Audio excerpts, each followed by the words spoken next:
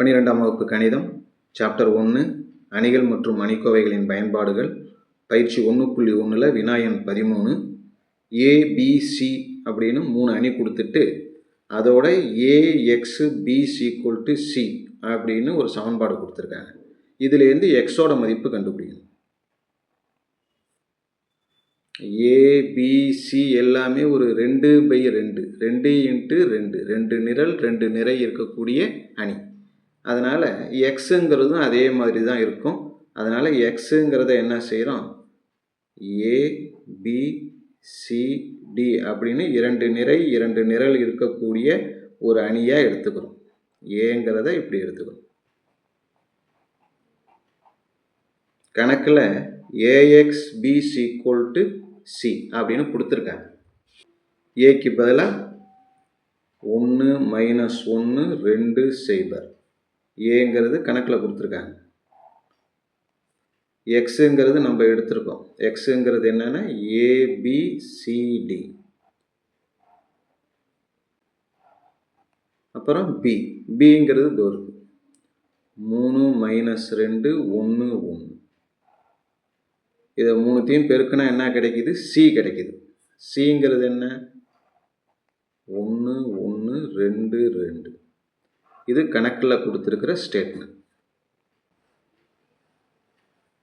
முதல் நிறையால் முதல் நிரல் என்ன வரும், 1 × A -1 × C - C. முதல் நிறையால் முதல் நிரலை பெருக்கியாச்சு. முதல் நிறையால் இரண்டாவது நிரல் 1 × B -1 × D - D. முதல் நிறையால் ரெண்டுத்தையும் பெருக்கியாச்சு. அடுத்தது ரெண்டாவது நிறையால் முதல் நிரல் 2 × A 2A 0 × C 0. அதே போல் 2 × B 2B 0 × D 0.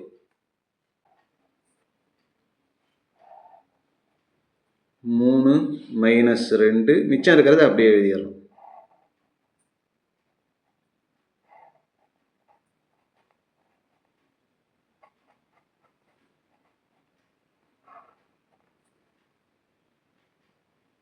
இப்போ மறுபடியும் முதல் நிறையால் முதல் நிரல், அதாவது இந்த உறுப்பால் இதையும் இந்த உறுப்பால் 1ஐயும் பெருக்கிறோம்.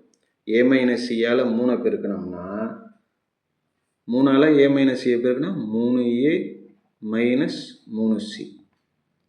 அடுத்தது B - Dயால் 1 பெருக்கணும் plus B - D × 1 B - D. முதல் நிறையால் முதல் நிரலை பெருக்கி எழுதிட்டோம். முதல் நிறையால் இரண்டாவது நிரல் A - C × -2 -2ஆல் பெருக்கினா என்ன வரும், -2A + 2C.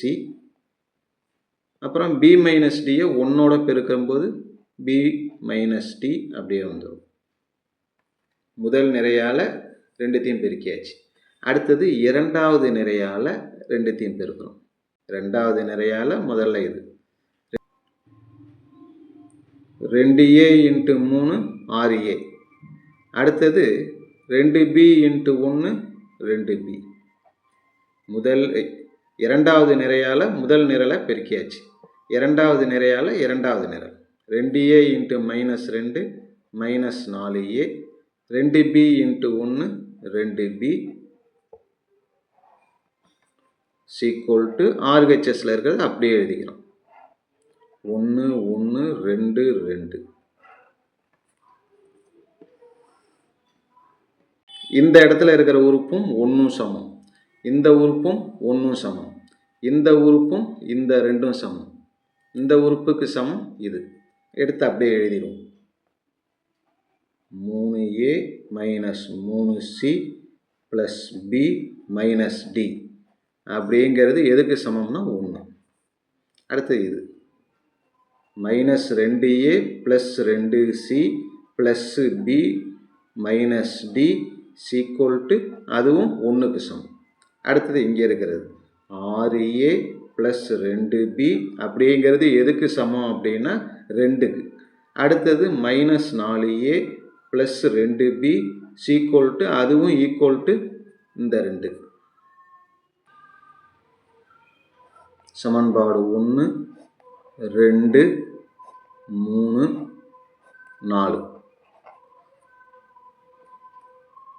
இந்த 3 4 ரெண்டுத்துலேயும் பார்த்தோம்னா 2b 2b இருக்குது. அப்போ 3லேருந்து 4 கழிச்சோம்னாலே கேன்சல் ஆகிடும். 3ங்கிறது என்ன? 6a + 2b = 2. இதுதானே 3. 4ங்கிறது -4a + 2b = 2.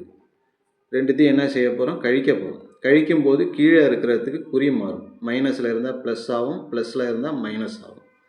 6 4 10a வந்துடும். இது ரெண்டும் கேன்சல் ஆகிடும். 2 - 2 0. 10a = 0. அப்போ a = என்ன வரும்? 0/10 0 தான். a மதிப்பு கண்டுபிடிச்சாச்சு. இந்த a மதிப்பை எடுத்து 3 அல்லது 4ல் பிரதியிட்டோம்னா b மதிப்பு தெரிஞ்சிடும். எதில் வேணாலும் பிரதியிடலாம். நம்ம 3ல் பிரதியிடுவோம். 3ல் பிரதியிட்டோம்னா 3ல் வந்து ஏக்கு பதிலாக 0. 3வது சமன்பாடு இருக்குல்ல, 6a + 2b = 2. இதுதானே 3வது சமன்பாடு. இதில் ஏக்கு பதிலாக 0. இந்த இடத்துல 0 கொடுத்தோம்னா 6 × 0 + 2b = 2. 6 × 0 0 தான், அதை விட்டுடுவோம். 2b = 2, b = 2 வகுத்தல் இந்த 2. 2/2 என்ன வரும்? 1. அதாவது b = 1.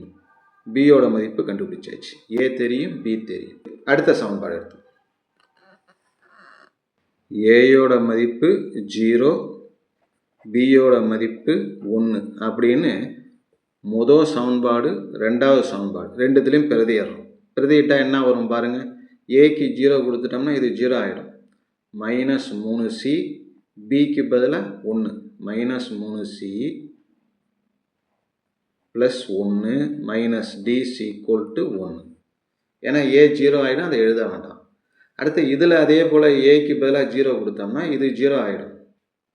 பிக்கு பதிலாக 1 கொடுக்கணும். 2c + 1 - d = 1. +1 அந்த பக்கம் வந்தால் -1. -3c - d = என்ன வரும் நமக்கு? 0. அடுத்த இதில் 2c - d = +1 அந்த பக்கம் வந்தால் -1ன்னு வரும். 1 - 1 0. இந்த ரெண்டுத்தையும் இப்போ என்ன செய்ய போகிறோம்? கழிக்க போகிறோம். கழிக்கும்போது கீழே இருக்கிறதுக்கு குறி மாறும் இல்லையா? கீழே இருக்கிற உறுப்புக்கு குறி மாறும். இது மைனஸ் ஆகும், இது ப்ளஸ் ஆகும்.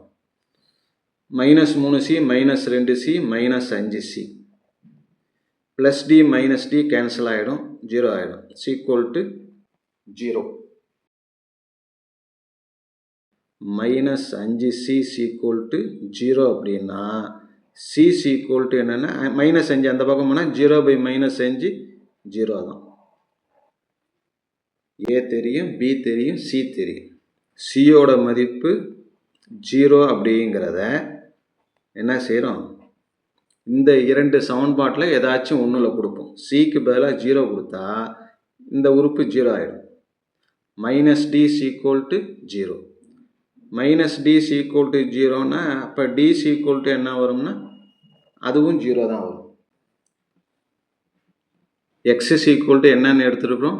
a b c d அப்படின்னு தானே எடுத்துருக்கோம். இதில் அந்த மதிப்பெல்லாம் பிரதியிடுங்க. எந்த மதிப்பு? a மதிப்பு 0, b மதிப்பு 1, c மதிப்பு 0, d மதிப்பு 0. இதுதான் என்னன்னா x மதிப்பு. அவ்வளோதான்.